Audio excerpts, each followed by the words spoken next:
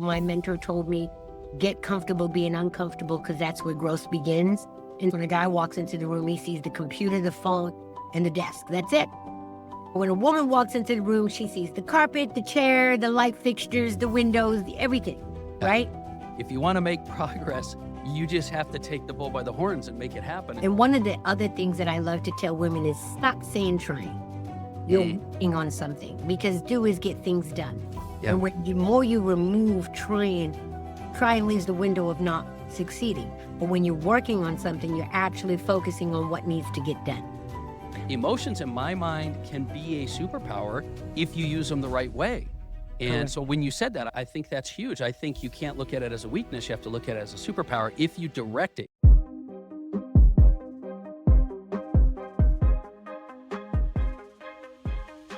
All right, everybody, welcome back to the podcast. George Wright III with your daily dose of inspiration, motivation, and education. And I'm joined today by a guest, someone that's amazing. Amelia Moore, how are you?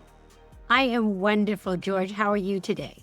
I'm doing great. I got a chance to get to know you a little bit more, and I hope our audience gets a lot as well, because we have some great stuff to cover. I want to give them a little bit of an introduction, though, for you, because you've got a lot of credentials, a lot of achievements, a lot of experience. And so I think it's important to have as a backdrop for what we're doing today. So for those of you that don't know Amelia, she's a Presidential Lifetime Achievement Award recipient, author of SheEO versus CEO, and really an entertainment industry veteran, record artist, actor, TV host, journalist, but more importantly, recently, SheEO, not CEO, SheEO, a buzz builder, BMC Consulting. And so she's a co-founder of several companies, but an advocate for women's empowerment and youth education. So I like to think of, Amelia, I like to think of you as not just a comeback champion, but a powerhouse leader that helps to transform and inspire. So I hope today we can give a little bit more inspiration to individuals that are struggling or ones that are growing and want to take it to the next level. So do me a favor and share with our audience a little bit of your journey that's led you up to where you are today. Sure. I'm a conservative liberal woman. I got a lot of old morals. And when I first graduated from Boston College, I decided I wanted to be a model. I came to New York City. Didn't really like being a hanger. I winded up getting married, and my ex-husband was a music producer. And being that supportive wife, because you're supposed to support your husband, I decided to transfer from the fashion world into the music industry. And I winded up becoming a temp at Time Warner. And what was amazing about that is I was holding up the jets on the 30th floor with the big executives. And then I landed in the black music department of Atlantic Records. Wow. And that was the beginning of my journey. And it's a cool story about empowerment. And I think that's really the root of my whole story. It's always helping somebody that winds up reciprocating and helping you. So DJ Fumi at the time didn't want to do A&R anymore. And I was like, yo, dude, I want to do this. So he just up and quit, and I became the permanent temp. And that was the beginning of my journey. And then from there, I went to G Street Records. I was A&R, director of A&R and director of A&R administration, which I was learning the business of music. And then from there, I became GM of Rough Rider and president of Rough Rider Lifestyles, which was the dog food, the dogs, the producers, the record label, the clothing line, the thug workout, the motorcycles, which was the business model. And the rest is history. And I love my brothers. And I learned a lot from them. It literally was me and 300 dudes. What do you think has shaped you the most? Which role or which roles shaped you the most into the direction you have right now? I think it was a combination, to be perfectly honest with you. I've been fortunate enough to have some amazing elder women in my life. Audrey Smalls, Shelley Zalis, Faith Hope Consolo, that were true pinnacle business women. And then on top of that, my mom, who was just that go-getter that everybody loves. The whole world calls her Auntie Penny. But then at the same time, I'm somebody that loves to take on challenges. My mentor told me, get comfortable being uncomfortable, because that's where growth begins. And so I never shy away from a challenge. If I look at it as an opportunity, whether I know it or not know it, I'm going to know it. Yeah. And I think that mindset is really what catapulted my career, my success, and just my whole story. And you've built a lot of experience, but there was a shifting point I think you had. And I'm curious if it was an aha moment or if it was just gradual over time that shifted your approach into leadership and empowerment? Is there a pivot point that happened because you were going from your own personal story to now empowering and leading others? What made that happen? In the journey of my life, I actually winded up going through a very difficult time. I was losing my father to cancer. My marriage was falling apart. The music industry was really changing to the point where it wasn't really fun, and I left it. But while I left it, I'm listening to young ladies and women in business talk about these different things that they were dealing with because, like we said before, the whole definition of a woman started getting challenged. And so women were dealing with more things. And I'm sitting there, oh my God, wait a minute. No, that's not the way you do it. No, wait a minute, hold up. No, you got it wrong. And so I decided to write SheEO versus CEO. But prior to that, shout out to Saida Garrett. In 1996, we wrote a book, 96 Ways to Transform Your Business Today. And it was all executive women. And when we were talking about all these amazing founders, I was like, you know what? They're not CEOs, they're SheEOs. Because as soon as you walk into a room as a woman in business, the first thing men see is that you're a woman. Yeah. But by taking on that title SheEO, you say you're a boss. And I Yeah. say it with that low tone because that's what it is. I'm a boss. So Yeah. that, Yeah. and consequently, that just catapulted into what I'm doing today. Just letting women understand that it is about positioning, tone, and a whole bunch of other things that catapults your career as a woman in business. Yeah. So we had this discussion the other day. And so I thought it was pretty unique and pretty powerful. Before we jump into maybe some of the teachings and things you do with that, define for me, just more specifically for people listening, what is a SheEO? What is the core components that make up that title? A CEO is a woman that knows herself, goes for what she knows, understands the responsibility of leadership, and incorporates the nurturing side of us as being women within the business practices so that it's not a deficit, it's actually an asset.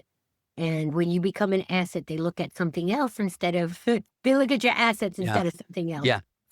You And know? it's so true though. You said when most women, when they walk in to the room, they're seen as a woman, right? And you want to be seen as not just a CEO, but both. So what do you think is some of the most common problems that most women are facing right now today that you address? What are some of those main things that they struggle with?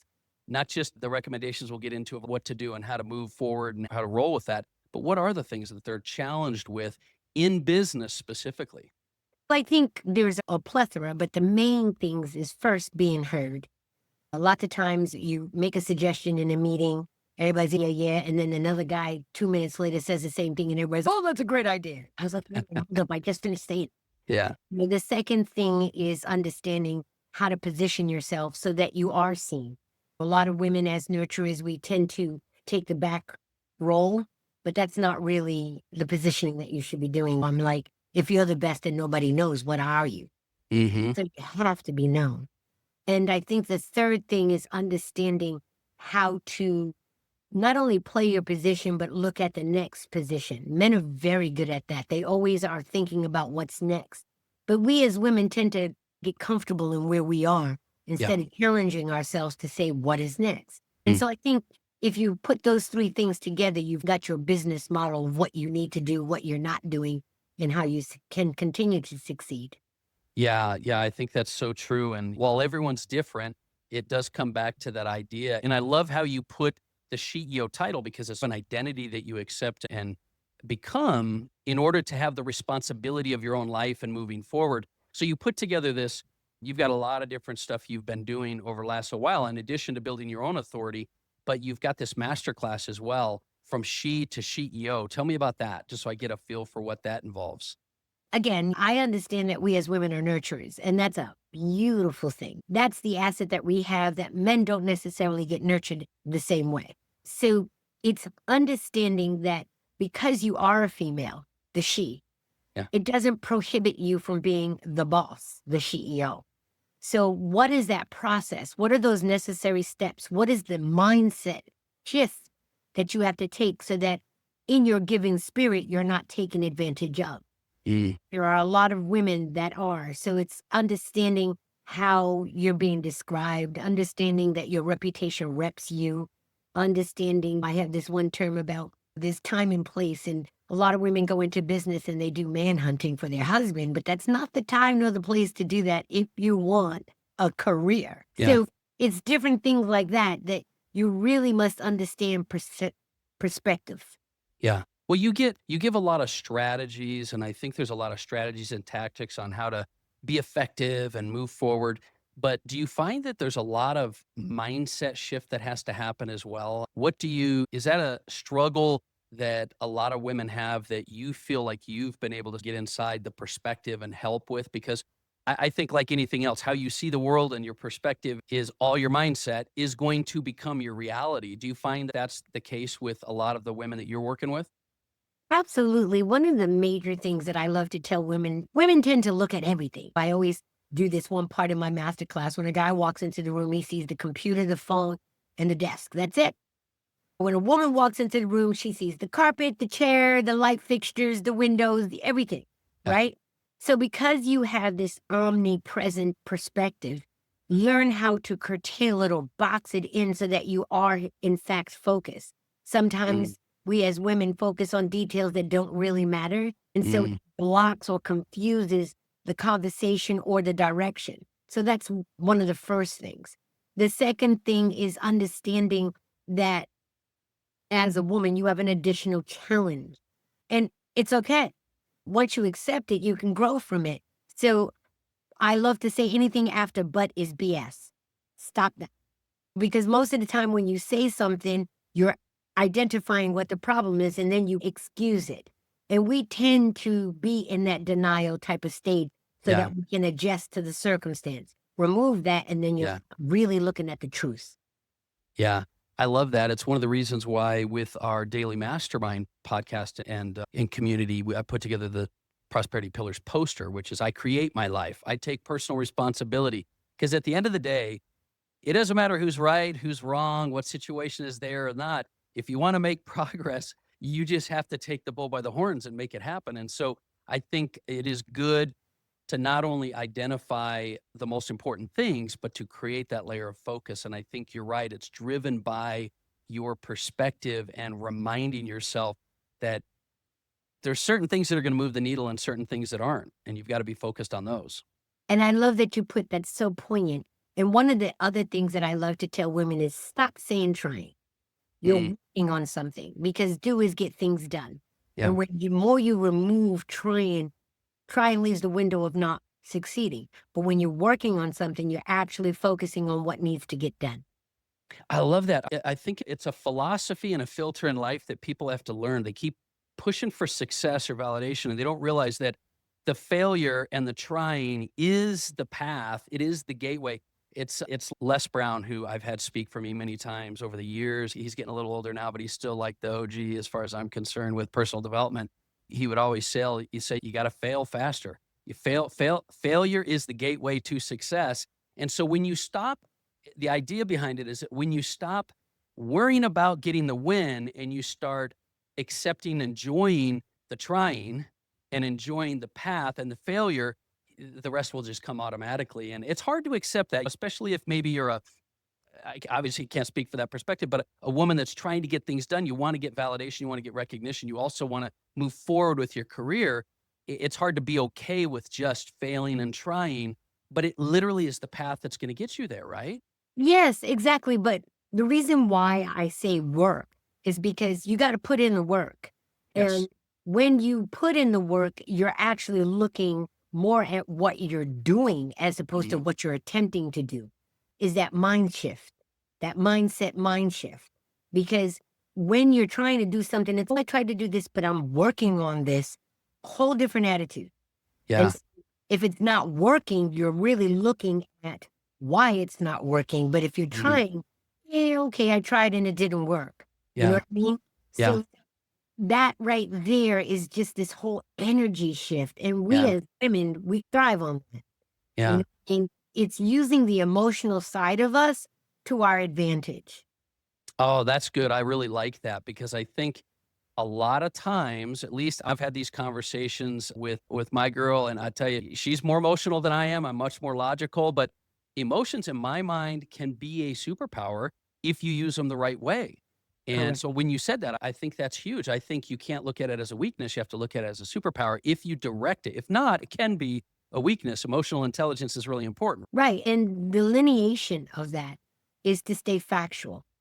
See, sometimes when you get emotional, you start compiling that omni vision, right? And you Okay. start putting stuff in the gumbo that really doesn't add to the recipe. Yeah. So if you stay factual within that emotion, you start realizing, oh no, I got to throw that out because that's really just me. Yeah. That's not the fact. The fact Yeah. is he said this, that, the third, and he meant this, that, the third. So let me just attack it from this, that, the third. Yeah. As No, I opposed to, agree. oh, he's getting at me and now I have to fortify who I am. And no. Stay to the fact. I think a good way to maybe give as an example for that, we talked the other day, maybe you wanted to share with our audience the 4 E's on how to work with the 4 E's or the four, I guess you would call them types of men that might be in a professional career working alongside you. You've got some great insights on how to recognize and navigate that. Do you want to cover those? I certainly do. And I want to do the preface for all my men that may be listening to this. This is not an attack on you. Men and women are nurtured differently. And because I was with Rough Rider and I had the opportunity to work with so many different types of men, I started realizing that our brothers actually put us in a box, not because they want to categorize us, but to understand how to deal with us.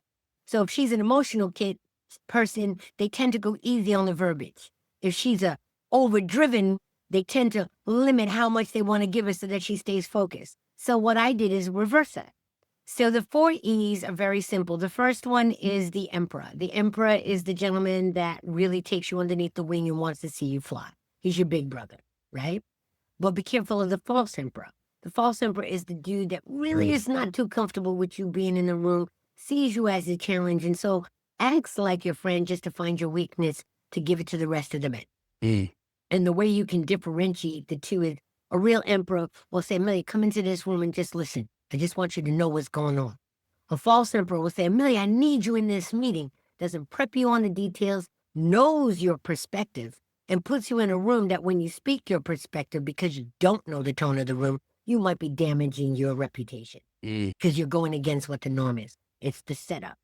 Got it. So you got to be very mindful of it. The second one is the enforcer, and I love him. That's the real big brother. The good enforcer is the man that looks at you from a man's perspective and says, listen, shorty, you need to get XYZ elemental P in pocket because this is making the men go cuckoo, right? Yeah. But the false enforcer is the gentleman that doesn't like taking orders from a woman. And so he comes to you with all these things that you need to do. That is a problem. Because if you don't G-check them, you are now micromanaging your male team as opposed to macromanaging. So the resolve is you tell him, don't worry about what I need to do. I need you to do that, and you give him more jobs than what he already is assigned to do. Which obviously is much easier to do if you recognize the personality you're working with. So that's the enforcer. Yeah. Yes, exactly. And that's the one you already know.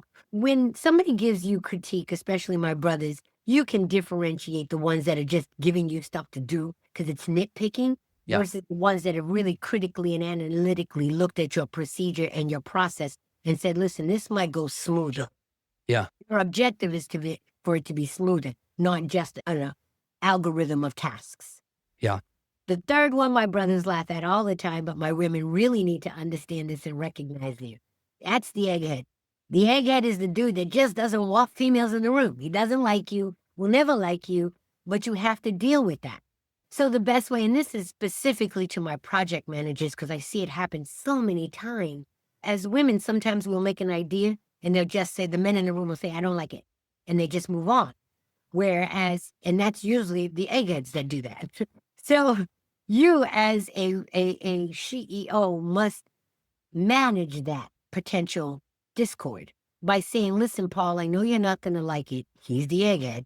But give me 5 minutes to get everybody on the same page, and then I'll give you the floor.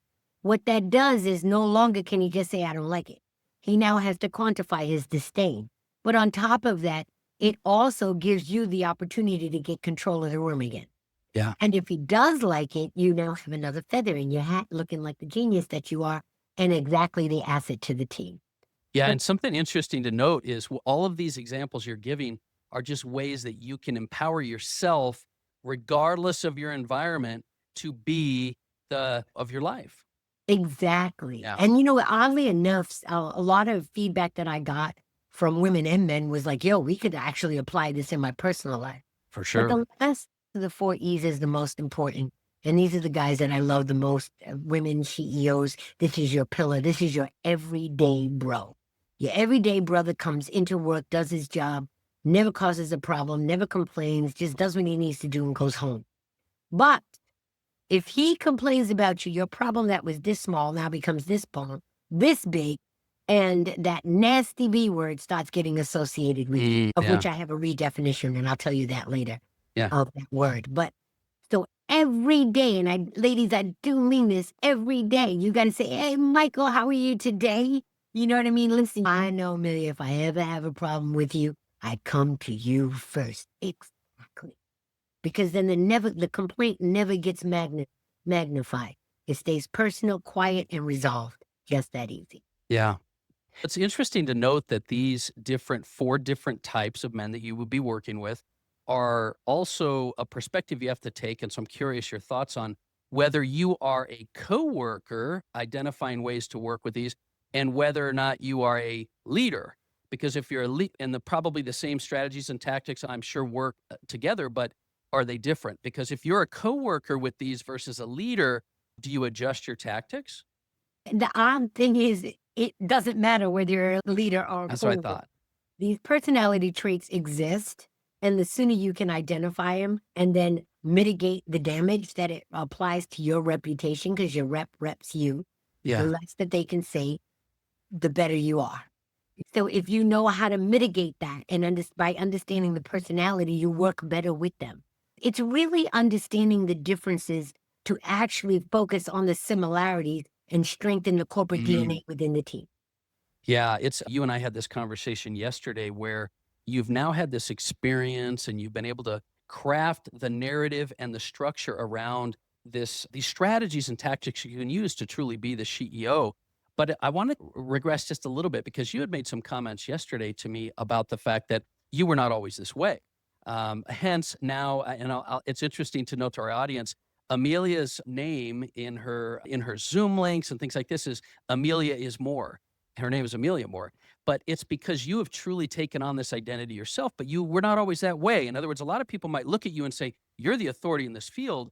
It would be hard to be like you, but that was not always the case. Can you talk to that for a second? No, I'm someone that always tries to figure things out. You know what I mean? So what happened is I was a very giving person, a very nurturing person. And unfortunately, I was making people millions of dollars, but I wasn't concentrating on me. Yeah. And we as women tend to do that all the time. As nurturers, again, we tend to make sure that everybody's right. And then after everybody's right, we make sure that we're right. But sometimes there's nothing left over for you to be right. You Yeah. drained yourself completely.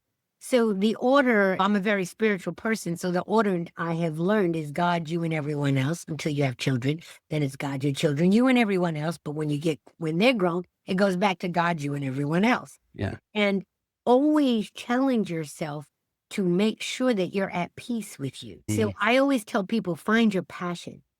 Because when you find your passion, you'll find your peace because you're doing what you love and you love what you're doing. So how could you be mad? Mm. And then Yeah. the other aspect of that, and that's where the SheEO versus CEO masterclass comes into. I have learned how to take that passion and turn it into profit. You know what I mean? By looking at business models and how to structure business models so that you're actually making money while you're doing what you love and loving what you're doing. Yeah, it's a progress, it's a path, but I wanted to bring that point up because I think, you can get digging deep into the strategies and tactics and follow your passion and even find the path to monetize it, but you have to look inside first, right? It's that whole idea of your inner game creates your outer game, your outer world, and I think that's something that is important for people to acknowledge and become aware of for them to bust through any kind of obstacles and barriers that they have in business or life, right? Oh, I totally agree. And here is the other advice that I give a lot of women, even men. We tend to be fearful of things. It's the fear of missing out, the fear of not being able to accomplish, the fear of what happens when you are successful. I have redefined fear to face everything and rise. Oh, I Whatever love that. those, whatever those uncomfortabilities are, address them and then, conquer them, and then you'll rise. And I think I really did that within myself. There were a lot of things that were character traits that I really had to change. I was a tough cookie. I was definitely that B word. And I've redefined that as beautiful, intelligent, talented corporate hustler. You don't I have love to it. be a force. You just have to be a beautiful, intelligent, talented corporate hustler because the hustle always exists in business. It does. That's a great way to put it all too together and redefine. Like anything else, you can redefine anything you want in life. I'm curious if you had or have now, maybe they've changed, daily habits or disciplines that you do to keep you focused, keep you in check, keep empowering yourself. Because I always like daily rituals to find out from successful people like yourself. What are some daily habits and disciplines or rituals that you have? It's funny. That's a great question because I never had one.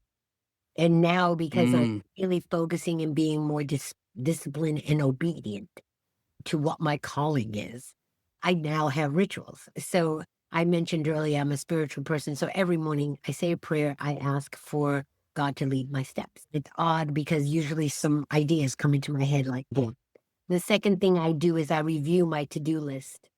Every day I do a to-do list first thing in the morning, but I review yesterday's to-do list to make sure that I'm prioritizing the things that needed to be completed and review the things that have been completed so that I can do the next steps, but also analyze the things that were not completed as to why. And sometimes you'll find it's time management. Sometimes you'll find it's the attitude. Sometimes you find it's something you put on the list, but you really don't need to do because you yeah. are doing it another way. So that's a very good discipline that I'm finding is extremely effective. And then the last thing that I do is I always review my calendar. Because I'm now venturing into becoming an artist and a public figure, I get approached with events and opportunities a lot more than usual. And I sometimes miss them. So I was like, all right, I need some kind of business model strategy so that I'm not remiss. And if I can't make it, then I'm letting people know ahead of time that I can or cannot make it. This way, that line of respect and communication that actually fosters strong relationships is manifested. Yeah, it's interesting.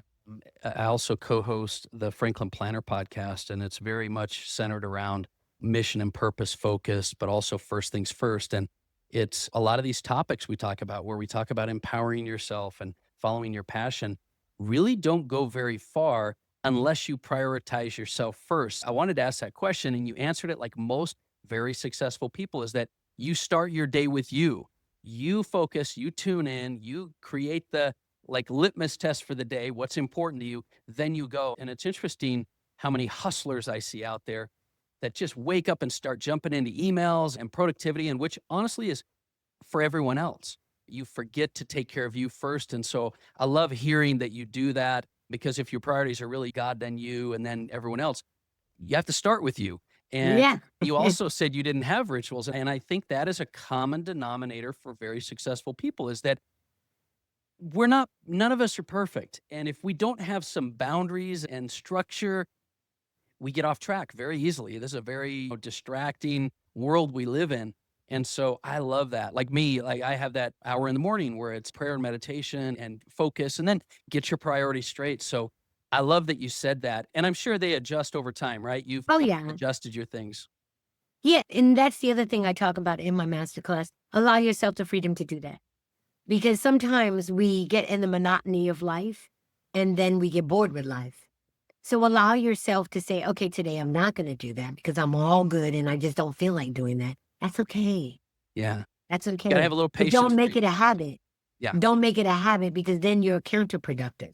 Yeah. Your focus should always be on productivity for yourself first to find your peace because you can't do anything.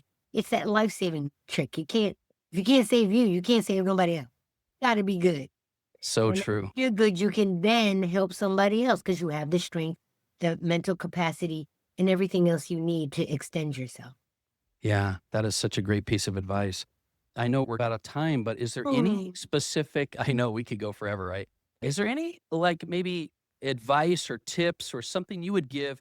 I'm going to be more specific and say individuals that might be saying, look, I want to get started taking more control of my life. I want to, or at least directing my life and more responsibility. Where do I start? What do I do? What kind of advice would you give someone that's in that position? Sure. It's a old saying my father would say all the time. Do you, learn you, do you. And here's the pinnacle part, because words have power. If someone else is doing them and it starts affecting you, then it's a conversation. Make sure that you're speaking on what's not working for you as well as what is working for you, because you should be surprised when you have that conversation how you can find resolve on both sides of the fence. Yeah. And you listen with an open mind. We tend, and this goes to all my women, sometimes we form a conclusion before we get all the details. Yeah. And it clouds our perspective. So leave an open mind. And that was something I really had to work hard on. Yeah. Like, I really had to work on it. Yeah. So empowering. I love it. Because sometimes somebody could say something and it triggers you and you don't hear anything else. But if you just listen some more, sometimes that reason comes through and then you say, oh, that's what they mean. That's not what they said, but this is what they mean. Yeah. Because you took the time to allow them to explain themselves.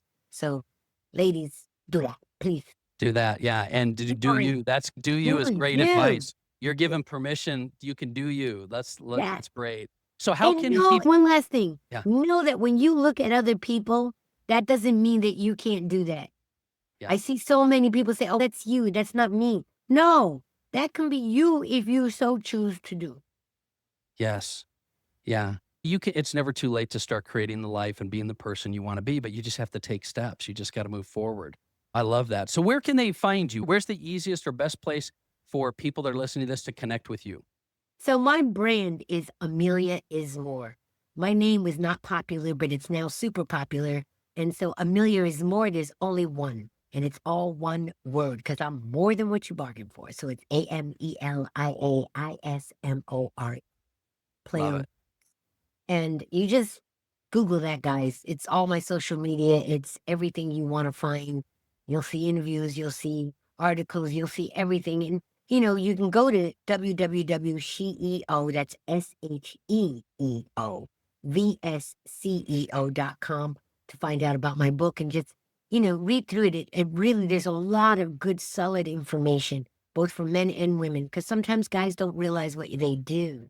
Yeah. And this is a book that kind of gives you a female's perspective. And if you're a leader and you're a manager or you're a guy and you're running your business, you've got to understand and be productive and really know perspective. And that's a great way to do it. I can put those in the show notes as well. Sure. So Amelia, I appreciate you so much. You are amazing. This has been Thank you. I a appreciate great joy. you. You are fantastic. And I just have to give a quick testimony. What you guys are doing has helped me tremendously, not only from a visibility standpoint, but understanding who I am and how do I continue that brand. So I cannot thank you enough. Valiant CEO, Authority Media, everything you do. Yeah. Thank you. Thank you. Yeah, we love it. And it gives us the opportunity to really get in front of some powerhouses like yourselves. So listen, guys, I appreciate you all being here. I want to know what you're up to. So hit me up on the Daily Mastermind or at Authority Media Network on our social channels. Let us know what you're doing. Let us know what you're struggling with and what you're winning at. And regardless, we will respond. We look forward to getting some feedback from you. So once again, check out the show notes. You'll be able to connect with Amelia. And this is George Wright III and Amelia Moore. Have an amazing day.